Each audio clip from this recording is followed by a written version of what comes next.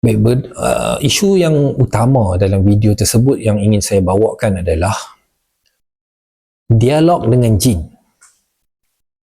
Sejauh mana ia tidak dibenarkan, tak boleh langsung ke? Saya pernah ditegur dan saya menghargailah. Beliau adalah salah seorang senior yang saya boleh anggap juga sebagai orang lama dalam ruqyah ini, yang sangat menjaga dirinya. Apa-apa saja beliau akan sangat berhati-hati. Tapi bagi saya agak terlebih lah.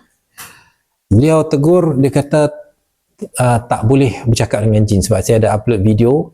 Dalam video tersebut saya ada dialog sikit saja. Kalau tengok video full, di akhir dialog ataupun video tersebut saya kata apa? Aku tak mau layan kau lah.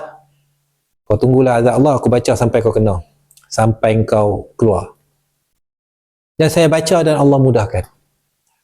Maknanya saya tak, malas dah saya nak layan dia lalu-lalu. Kalau kita lihat dalam video tadi, video Syekh Wahid Abdul Salam Bali, dia pun seumpama itu. Dia membaca ayat, kemudian jin itu kata, aku tak nak keluar. Syekh Wahid pun berdialog dengan dia, kau tak nak keluar, yang penting aku baca sampai kau terbakar. Berlaku dialog. Macam mana nak kata tak ada langsung dialog? Tak boleh langsung kita dialog dengan jin. Kalau kita kata macam tu, sedangkan ulama ahli sunnah, ulama ruqyah sendiri melakukannya. Bahkan ni kata kita dah terlajak sampaikan kita seakan-akan menyelisihi ulama dalam ruqyah. Bahkan ulama ahli sunnah, Syekhul Islam Ibn Taymiyah dalam kitab Syekh Wahid sendiri ada nukilkan, tapi saya baca riwayat yang penuh lah. Suatu ketika seorang lelaki yang kerasukan jin dibawa kepada Syekhul Islam Ibn Taymiyah. Beliau berdialog dengan jin tersebut. Beliau berdialog dengan jin tersebut dan memerintahkan agar jin tersebut bertakwa kepada Allah dan keluar daripada tubuh pesakit tersebut. Kalau kita tak boleh dialog langsung, macam mana kita nak kata, ya adu Allah, ittaqillah ukhruj? Itu kita dialog. Itu paling minimum. Dan dia taklah orang kata rigid sampai tak boleh nak tengok situasi. Apa tujuan kau datang ke sini? Dalam kitab Syekh Wahid ada sebut kakak dia kena gangguan jin sampai kakak dia meninggal. Dialog yang diucapkan adalah ketika itu, seingat saya dia kata, aku membalas dendam kerana dia menyakiti aku. Maknanya berlaku kemalangan yang menyebabkan jin tersebut berdendam dan membalas lebih daripada yang sepatutnya. Jadi saya sambung tadi, suatu ketika seorang lelaki yang kerasukan jin dibawa kepada Syekhul Islam Ibn Taymiyah.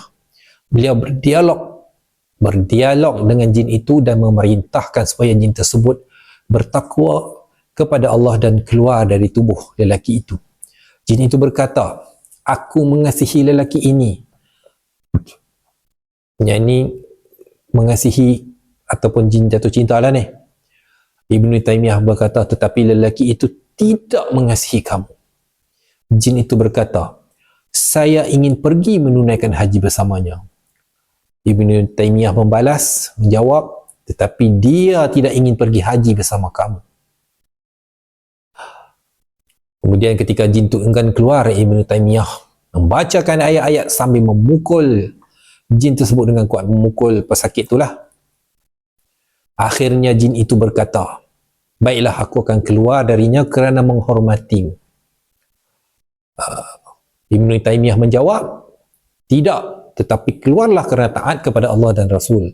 Maka jin itu pun keluar. Bab ini dimasukkan oleh Syekh Wahid Abdul Salam Bali dalam kitabnya Wiqayatul Insan Minal Jin wa Syaitan, untuk bab mengetahui pintu-pintu masuk jin. Rumusan daripada ataupun kesimpulan daripada Syekh Wahid adalah, sekiranya beliau tidak mengetahui, Syekh Wahid Ibn Taymiyah tidak mengetahui pintu masuk jin, iaitu untuk buatkan kita rasa riak, takabur, tentu dia tak akan kata keluar kerana taat kepada Allah, tapi keluar kerana kehebatan aku. Pertama, adanya dialog. Kemudian Syekh Wahid, oleh Ibn Taymiyah, Syekh Wahid masukkan dalam kitabnya juga ada kisah dialog dengan jin lain. kitab apa dia, kisah ini dinukilkan dalam sumber yang lebih luas, iaitu dalam kitab Zadul Ma'ad, kitab oleh Ibnu Qayyim. Ibnu Qayyim adalah penulis kitab Talbis Iblis. Takkanlah dia bawa pedoman cerita ini, pedoman dalam kisah ini, kalau dia masukkan benda ni dalam Talbis Iblis. Dia sendiri karang tentang Talbis Iblis, menunjukkan takkanlah hampa lebih daripada Ibnu Qayyim, takkan hampa lebih daripada faham lebih jaga daripada Ibnu Taimiyah, lebih daripada Syekh Wahid Abdul Salam Bali. Jadi saya menyeru agar kita balik-baliklah. Kalau kita nak membantah pun dengan ilmu lah. Pergilah baca buku sikit, janganlah malas, janganlah main sentimen saja. Tak ada, cek ada. Jadi saya harap untuk orang yang bersemangat menjaga diri, mengikut ruqyah syar'iyah, anda dah bagus dah. Tapi jangan kita berlebihan lah. Ini bagi saya dah berlebihan lah. Kita dah hulu. Sedangkan benda tersebut bukan hal yang salah, tapi kita masukkan hal tersebut dalam batil. Yes, saya bersetuju untuk kita tidak membuat dialog berpanjang-panjangan sampai ada satu perawat di luar negara lah, ya, sampai tanya COVID ni adalah perancangan Dajjal. Itu semua mengapu lah. Itulah berlebihan lah. Kita kena cakap yang seadanya. Kita cakap tu untuk dia keluar. Kemudian aku sebenarnya dia dah lebih-lebih. Ibn Taimiyah terus cut. Syekh Wahid pun terus cut. Okey, sekadar tu aku nampak anak merepek dah.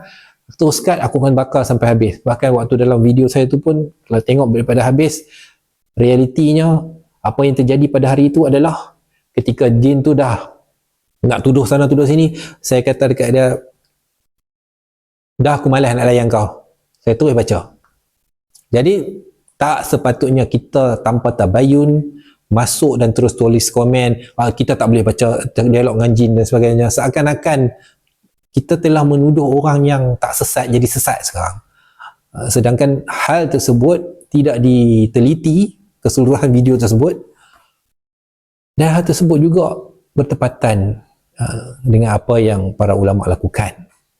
Jadi dialog tu saya setuju untuk kita tidak berlebihan, hanya sekadarnya yang perlu saja, dan di situasi ketika berlaku apa yang berlaku pada ketika kita meruqyah itu yang kita kawal dalam SOP dan juga apa yang kita lakukan mengikut garis panduan.